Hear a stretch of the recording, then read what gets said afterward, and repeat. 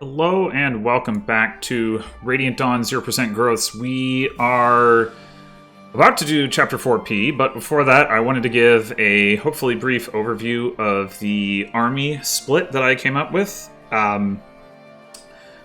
Really quickly to go over just what each of the armies encounter. The Silver Army, Micaiah's army, has a chapter with a ton of paladins, and you start kind of in a fort in the lower left that's got a couple of narrow exits, and then there's a river and like a fair amount of thickets in sort of the middle of the map, as well as the river running through the middle of the map.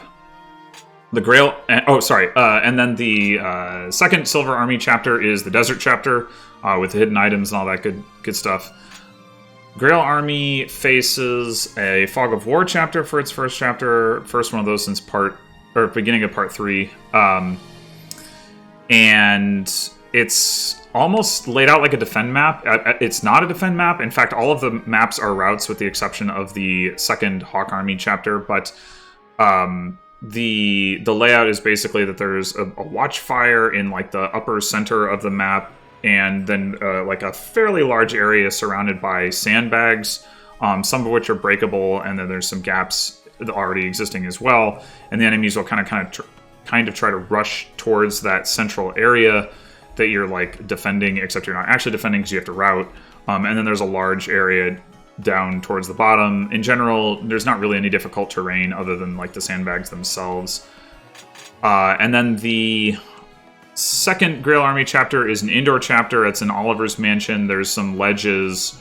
There's some rooms with some treasure chests.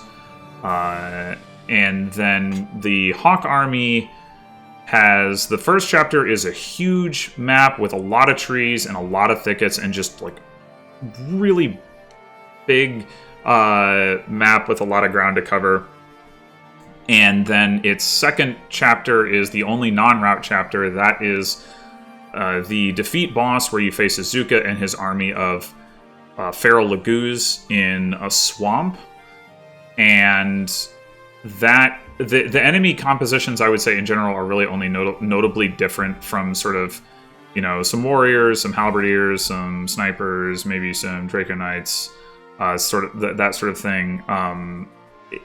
In the first and last chapters, where the first chapter is very paladin heavy, and then the other chapters don't really have any paladins at all, I believe. And then the last chapter is all lagoos except for the boss. There's not a lot of flyers, by which I specifically mean Falcon Knights, or Falcon Knights, sorry. In any of these chapters, there are a couple in the first Grail chapter. There are a couple in the first Hawk chapter. And that's it. So, not a lot of, like, shooting down flyers action going on. Anyway, so, the upshot of all this is that we are sending our flyers to the Silver and Hawk armies and not to the Grail Army, because the Grail Army does not really have difficult terrain to deal with. And the other two armies do. The Silver Army in particular has a lot of rescue dropping that it wants to do, because Leanne is the Heron and is not very good at getting around, and keeping up with the other units. And as well, Soth in the desert can't move very far, and we want him to be picking up hidden items. So we're sending like the non-combat flyers, which are Marcia, Jill, and Neolucci with the Silver Army. And then the combat flyers, because the first map is so paladin heavy, Sigrun and Tanith can do a lot of work with the Horselayers, so they're going with that army. And then Har is going there as well. And over here, we just got the two Hawks as the flyers for the Hawk Army. And then for this army, another thing to call out is the healers. So we've got 3 of our 5 healers locked into the armies. Micaiah in the Silver, Mist in the Grail, and Alencia in the Hawk Army. We've got 2 free healers, which are Laura and Riss. So the idea here is that Valencia is fine as a solo healer, and the Hawk Army probably needs the least amount of healing anyway. So we're not backing her up with any healers. Silver Army probably needs the most healing. Micaiah is the worst of the healers. So we add Riss, who's the best healer that we have. And then sort of split the difference here with the Grail Army, backing Mist up with Laura. Other than that, everything is pretty much like pretty marginal. Heather. Heather is going with the Grail Army because even though we could use her to pick up hidden items in the desert for the Silver Army, we want to be able to open like doors and chests in the Oliver chapter, and also have her be able to provide some vision in the Fog of War chapter. And I think Soth can get to the hidden items at about the same speed that the Silver Army can route the desert anyway.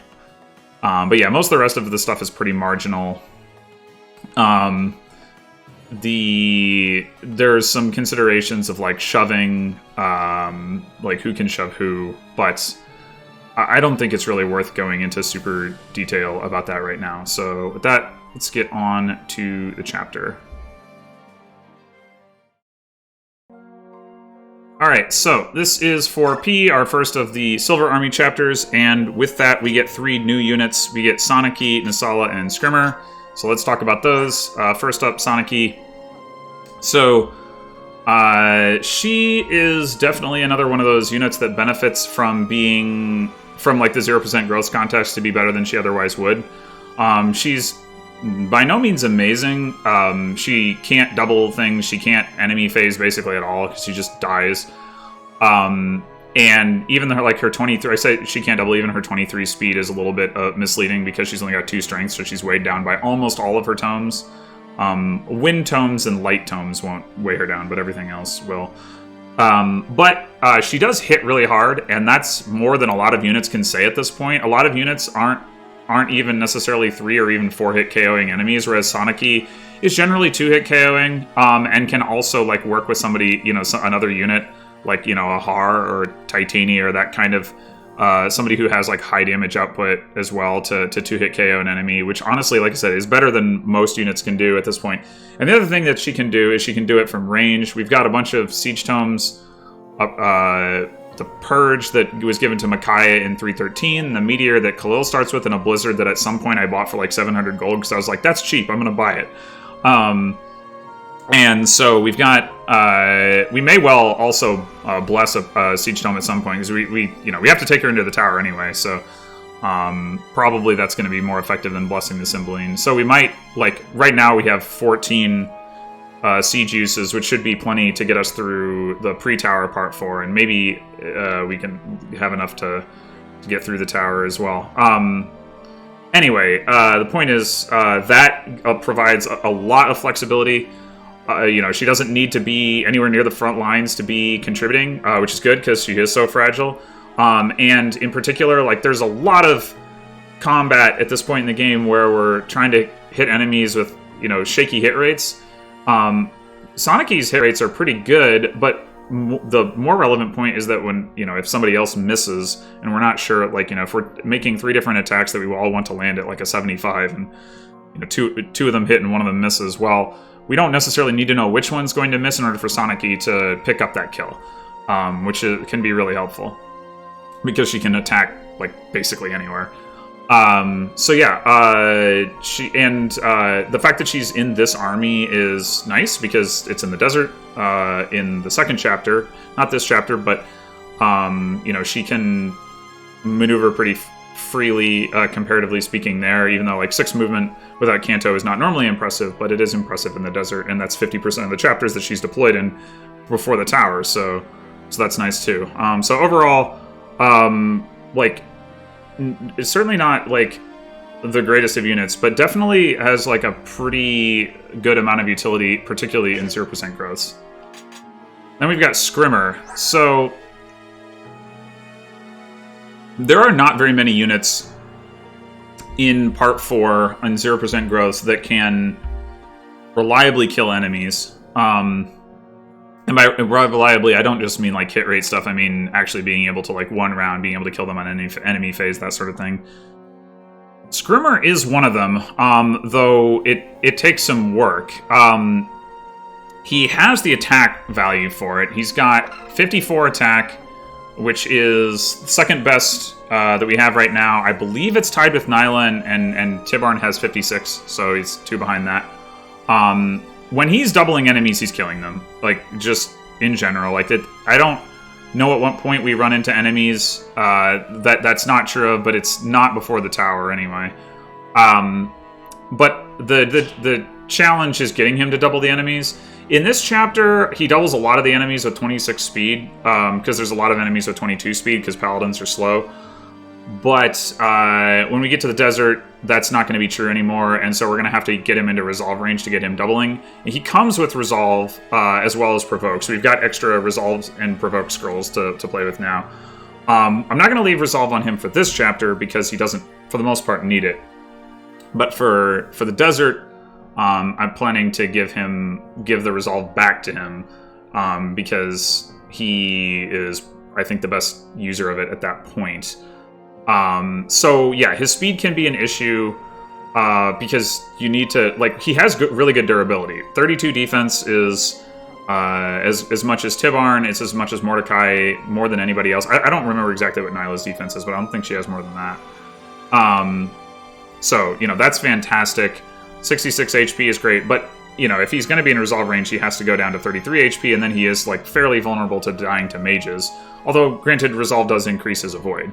But, it's his avoid is not amazing. So,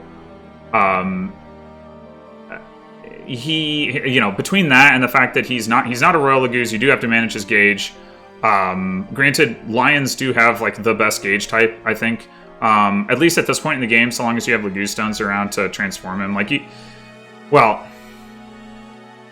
general, I think I've talked enough about, like, the considerations of, like, building up the gauge. Basically, he has the slowest gauge to build and the slowest gauge to deplete. The depletion part is what we care about, so that's really nice. There are maybe circumstances in which you would prefer to have a gauge that fills faster, but it doesn't really matter too much. And certainly isn't going to in these couple of pre-tower chapters, at least, because we've got some Laguz stones. He actually comes with a 3-use Laguz stone that I put back in the convoy, so we have some extra Laguz stones to play with now. So yeah, his gauge is really pretty good, but it's still like a concern if he gets into enough combat that we just don't have to deal with the Royals. So he's definitely not the easiest of the, like, sort of tentpole units that we have for Part 4 to use, but he still gets the job done. I also have given him Paragon. We're going to try to get him to level 30 so we can use the Satori sign. How much does that matter? Probably doesn't, but might as well. And he also starts with S-Strike, so as good as his attack value already is, it can get even better, in theory. In practice, as I've kind of already talked about and kind of observed with the Hawks, like, leveling strike rank, and Bolog, I should say. But yeah, leveling strike rank just takes forever. So I don't know that it's realistic to expect him to get there, or, like, get there within a time frame where it matters. But, it's something to at least take into account that it's possible. And then Nisala. So Nisala is kind of the reverse of Scrimmer, where Scrimmer is super bulky, but doesn't bring the speed. Nisala brings a ton of speed, and that's his primary asset. 42 speed is the best in the game, and it doubles everything forever. Like, he will never not double. In fact, it's overkill, because Tibarn has 40 speed, and Tibarn will never not double as well, I believe. So, like, he doesn't even need as much speed as he has, but, it does increase his avoid a little bit more. Although, I will say, as fast as Nisala is, his avoid is not as good as you would think or want it to be. I think this is because his luck isn't outstanding. 20 luck doesn't look bad, but he's definitely not as dodgy as Tibarn, and I think that's part of the reason. He also has less defense. Like, 26 defense is certainly not bad, but it is lower than Tibarn or Nyla or Scrimmer. So he's definitely, like, not invincible. I mean, he's hard to kill, and, you know, he'll definitely put in work. But he's not invincible the way that Tibarn is basically invincible. His attack value is 47. And he also does not have SS Strike. So, again, I've been down this road with Nasala trying to get him to SS. It's hard. In 0% growth, I'm going to be relying on him more than if I wasn't playing 0% growth, so in that respect, it might be easier to get there, but I still would not expect him to get there anytime soon, or, like, really, like, in a way, in a time frame where it's relevant. His attack value being 47 can be a bit of an issue in that there are a lot of enemies that he won't quite one round. Not so much in this chapter, but like in the desert and in the tower. However, he makes a very effective use of Adept. He has very high skill, very high speed, so between those two, his chances to activate Adept or his Mastery skill are quite good. One downside to him is that he doesn't have a lot of skill capacity, so like if you give him Adept, he can't really use anything else. He's got built-in Vantage, so we can leverage that for now, and it does increase his durability a little bit. Not very much, because he has to, like, unless he has Adept on him, he has to activate Tear for realistically for the Vantage to, like, really matter. But it's something. And once he has Adept, then it becomes a lot more likely that the Vantage, increases his durability. That being said, I don't know if I'm going to want to leave Vantage on him as opposed to, like, at some point giving him Pass or Renewal or something like that. So, one of the things that I've done, I bumped him to 99 XP. I don't know if this is actually how it works, but, like, so for instance, Tibarn has way more skill capacity than Nasala, and I think the reason for that is because they get a bump in skill capacity at level 30 when they get access to their mastery, but Nasala already starts with his mastery, even though he's not level 30, so I think if I get him to level 30, then he increases the skill capacity, but I'm not positive about that. But I've got all this BXP, it's like, why not? Anyway, so, yeah, definitely the best unit in our army, Nasala is, in this army, I should say. But he definitely still, like, you can definitely feel the difference between how good he is and how good Tibarn is. Other than that, there's not too much to talk about. Tanith has been promoted, of course, as planned. I've got, I mentioned the not leaving Resolve on Scrimmer. We've got that on Har. Har can counterattack at range, and for whatever reason, enemies in this chapter are willing to attack Har with a ranged weapon equipped over attacking Scrimmer or Nasala. I don't know why. When he has Provoke, I mean. There's, giving him Resolve allows him to double those enemies, which he would not otherwise double. And allows us to beat the chapter faster. And then I think that's it for skill stuff. I mentioned the Paragon on Scrimmer. Yeah. I did add Tanith and Sigrun's support, which they didn't have access to before. And also I added one between Riss and Har because why not? That's like what his option is. Har's, I mean, so... Gives him a point of attack, could be relevant. Ike was the MVP last chapter. No surprise there. Alright, let's go. So, here we are on 4P, and it is, of course, a route map. There are, as I said, a lot of paladins, and there's a lot of bow paladins. We got 4 of them over here. We've got 3 of them over here. There's also a guy with a crossbow here. There's a guy with a short axe over here. So this is like why we want Har to be able to kill those enemies, because we can't necessarily just use Nasala and Scrimmer to do it. Anyway, let's get started. So the first thing we're going to do is we are going to open up a path over here for Scrimmer. by using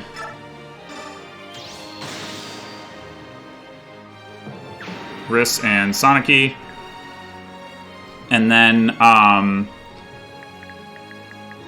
we want to also take this guy out. So we're going to have Khalil chip him, Neolucci, shove her back out of the way. Wait, no. Soth is going to attack, but after he gets into support range from Micaiah.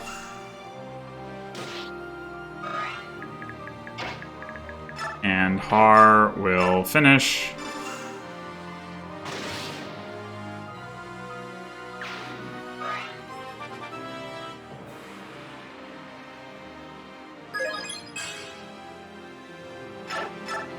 Alright, and then Scrimmer is going to come up here and use Laguz Stone. This is going to put him in range of all 4 of these guys and all 5 of these guys. Now, a couple of them will attack Har, but this guy who can reach Har, he actually does double. He doubles very few of the enemies without being in resolve range in this chapter, but he does double that one. This guy doesn't double, but neither does Scrimmer. So, like, the warriors don't have 22 speed, it's just the paladins. So, it works out pretty well. Anyway, then we're going to start working on these guys, starting with having Nasala come over and take this one out.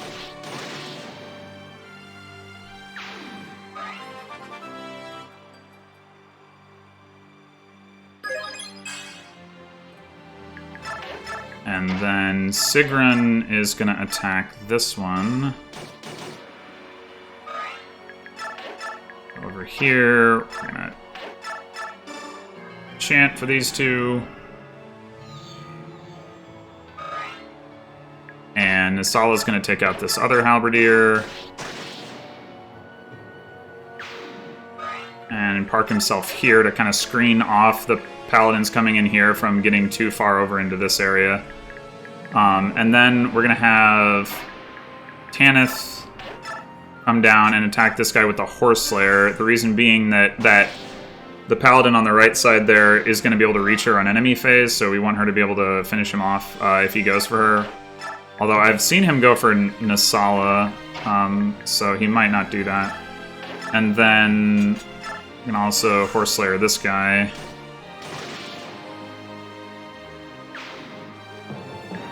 And one of the themes of this part of the game is, like, we really need to be landing these, like, 70s and 80s, and you can kind of already see that with Tanith and Sigrun. Like, if they don't land those hits, this thing is basically screwed. Actually, that's true of, like, Riss and Khalil over here as well. Or at least, I mean, as it turned out, for example, if Riss had missed, Sonic hit a flare, so, like, that would have worked, but would I have been willing to, like, just run Sonic up there and attack the guy right in his face? Like, probably not, so... yeah, anyway, now we're gonna rescue Leanne, come over here. This guy with the crossbow can get to this spot, so he can attack here, but not here. But he can get to this spot, so he can attack here. And then he can get to this spot, but not this spot, so he can attack here, but not here. So we're gonna drop Leanne here, but then we have to get off this square with Marcia. Keys is going to just walk over this way, staying out of range of the paladin that's going to come around the bridge, and preparing to do some shoving next turn.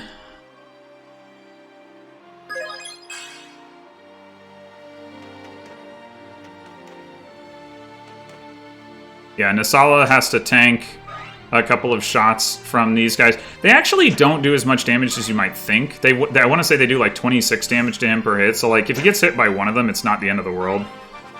Obviously, we'd prefer he didn't.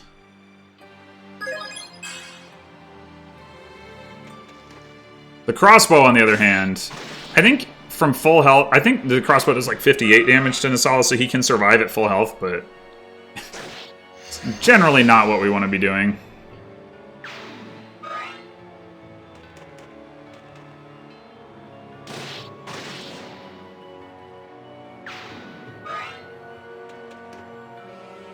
So this guy, Har, can double, so not a problem. Nice, okay. That guy he couldn't double, so the fact that he stunned him, pretty helpful. And yeah, Scrimmer will take out all the rest of these paladins.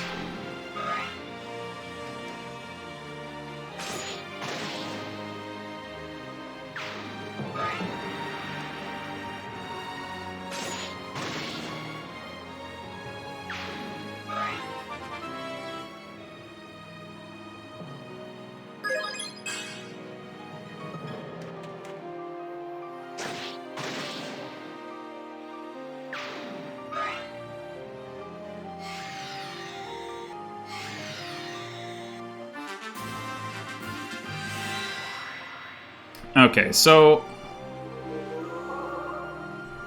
unfortunately, Sigrun did not kill this guy in enemy phase, but fortunately, we can deal with that. But first I'm gonna have Soniki come up and finish this guy off.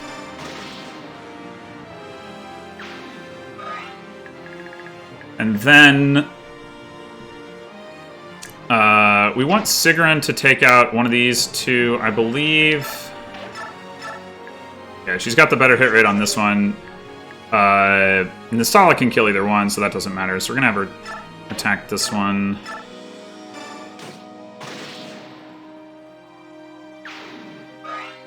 And then 1, 2, 3, 4, 6. Yeah, we're gonna put Sigrun here.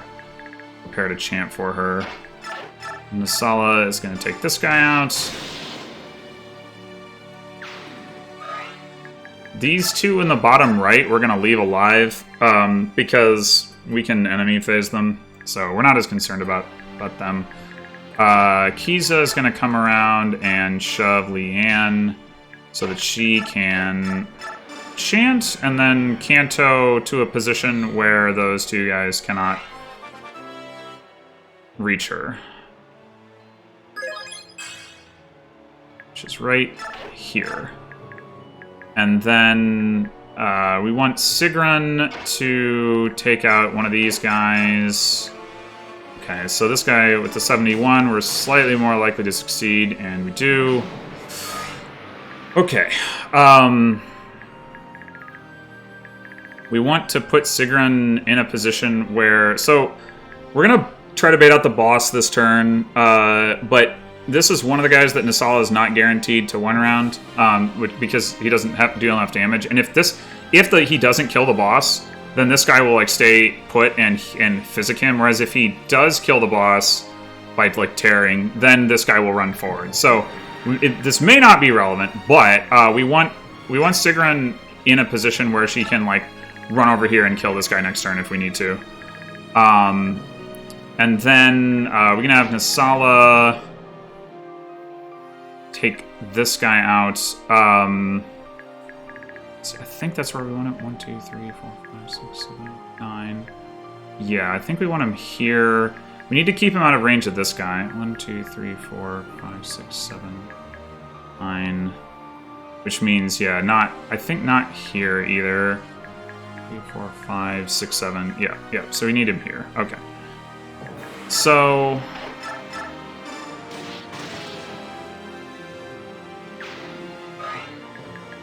put him there. And then we can have Sigrun pick up the kill on this guy. Some unnecessary firepower. And putting her over there is going to be a little bit of a screen to allow Marsha to advance, which granted probably doesn't actually matter, but we're going to have Jill rescue Kiza. And come right here, which these guys go 1, 2, 3, 4, 5, 6, 7, 8, 9, so that's not in range of them. These guys can't get over there. The bow guys can't get over there. And then we're going to take Kiza and drop him here, which is only advancing in one spot, but it's enough that he can shove Leanne next turn. And then we can put Marsha here, and because of Tanith sitting here, I think... Let's see, 1, 2, 3, 4, 5, 6, 7... Or wait... Yeah, this guy, 1, 2, 3, 4, 5, 6, 7, 8, 9, yeah, would be able to reach Marcia, but now he can't because Tanith's in the way. Not that he would necessarily kill Marcia anyway, but in fact, it probably doesn't matter. Right, now we're gonna have Har come across and attack this guy with the Tomahawk. Har needs the Tomahawk equipped to be able to one round these guys who will choose to attack him over attacking Nasala, even though like 1, 2, 3, 4, 5, 6, 7, 8, like they could. But they'll go for Har instead because of the provoke. Maybe also because he's taking damage. I don't know. Or maybe they are fools and think that they can do effective damage against him. I don't know. But yeah, he's... So basically, as soon as he gets hit, he goes into resolve range, and then he does exact damage to kill these two with the Tomahawk, whereas the Forge he would not. Anyway, now we need to get Soniki out of range. These guys are going to come around here, or would be able to, if to reach her if we didn't get her out of range. So we're going to rescue her with Neolucci, come over like this. Soth is going to come sit here, which is going to put him in range to go get a coin next turn. Very important. And then we're going to have Micaiah...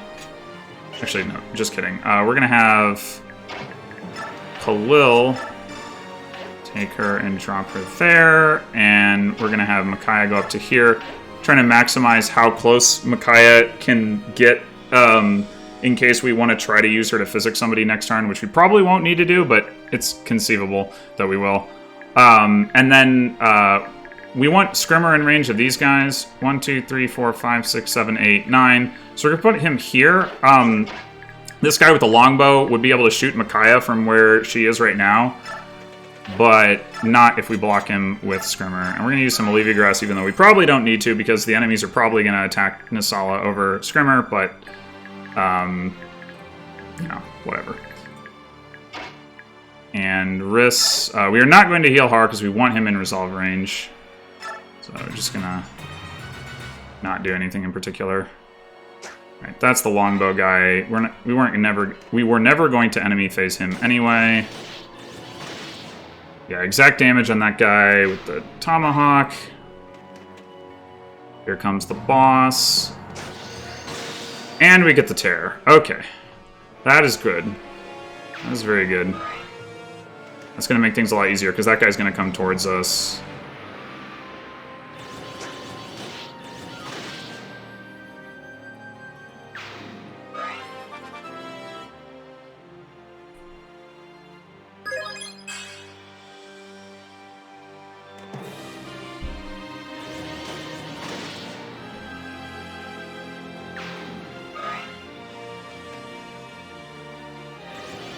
This should be the last of the ranged enemies that can attack. And I guess I didn't talk about this, but I did intentionally choose that spot for Har based on ensuring that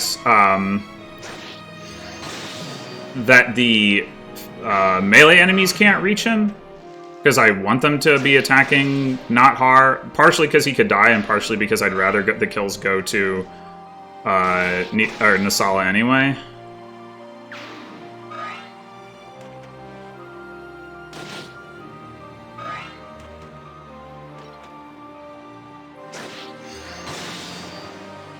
Most of these generals, Nasala does not guaranteed one round, but he does run around a couple of them. That's one of them.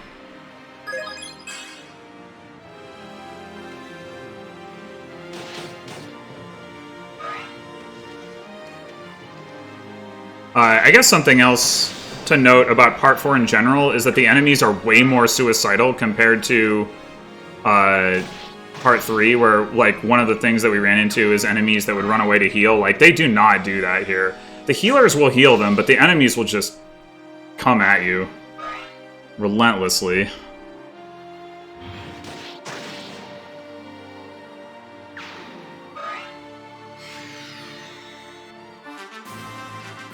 The other thing that they will do is teleport into corners of the map like this. Fortunately, in general, if you're playing the chapters quickly, that is less of an issue because the reinforcements will not necessarily start until a couple turns in, and they tend to be not as far flung on the earlier turns. Like in this case, we had reinforcements on each of the first 2 turns. The 2 guys that showed up here, and then these 3 down here. But like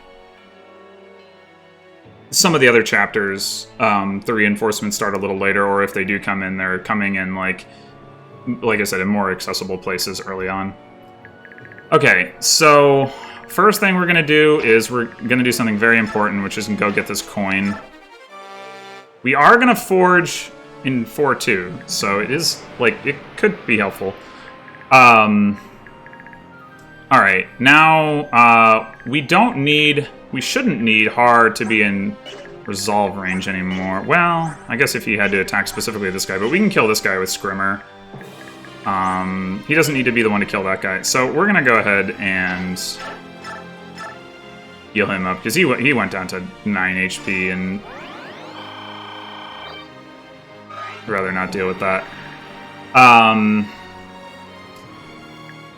And actually, I'm going to have him come and attack this guy, I think. Yeah, so that's what I thought, that we needed to heal him to make sure he lived.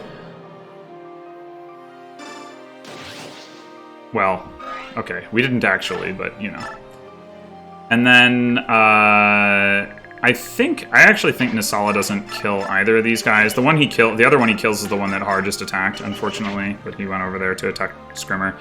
But we can, at the very least, kill this guy with Scrimmer.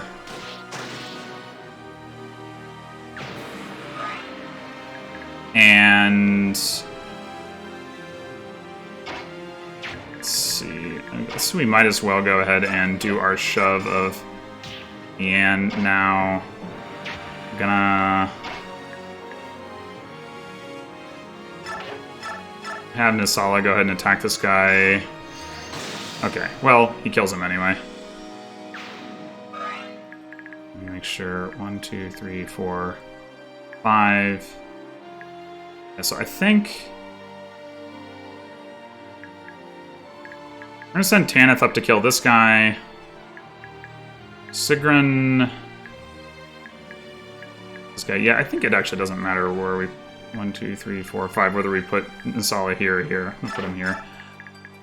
Now let's go ahead and take out the bishop.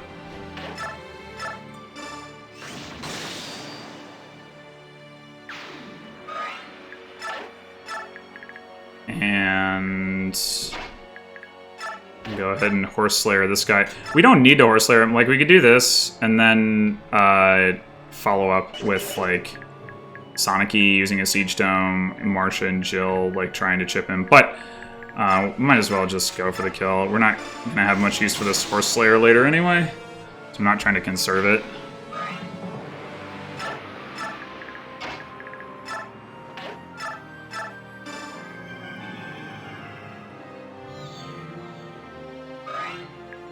Sigrun, yeah, should be able to... I guess I should have double-checked that, but I was pretty sure she'd be able to reach over here. And I would rather conceive the Siege Domes on Sonicy than use them for something like this if I don't need to. But that is certainly one of the things that we can do if, like, things go a little bit worse with some of these attacks, is we can have Sonicy kill something. Anyway, Nisala is going to come down and kill this guy. We don't really need to do this. We could kill him on enemy phase, but we might as well get into range to kill these guys. I don't think there's any risk that they that any of them dodge him. I guess I could actually look at that. His hit is 200. And I doubt any of them have 100 avoid, or even 90, so yeah. So that's not really a risk. But let's see, 1, 2, 3, 4, 5, 6, 7, 8. Yeah, that'll be close enough for them to all reach him, and then we can rescue... Oh, there's actually a coin on this spot, so what we can do is try to get it with Marcia. Nope. Okay, that's fine. Yeah. I don't think there's anything we need to do with these 4, so let's bring it on home.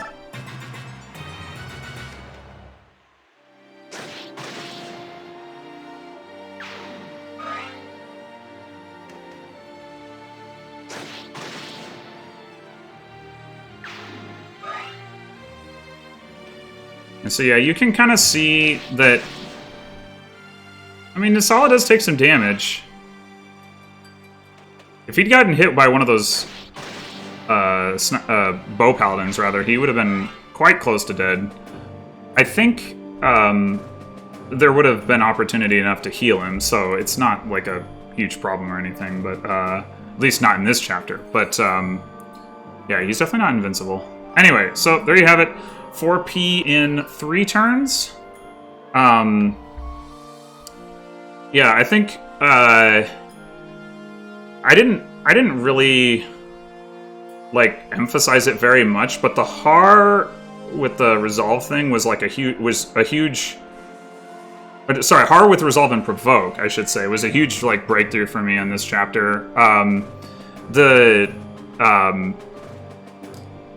Without Har being able to pull those enemies on turn 2 enemy phase, I think the chapter would take significantly longer, because if we have to use player phase to kill every single one of those ranged enemies, like, it's just rough. And if we had to like put Har out there without like also having Nasala and Scrimmer in range at all, then, well, first of all, he might just die, because it might be hard to position him such that he wasn't also getting attacked by the melee enemies.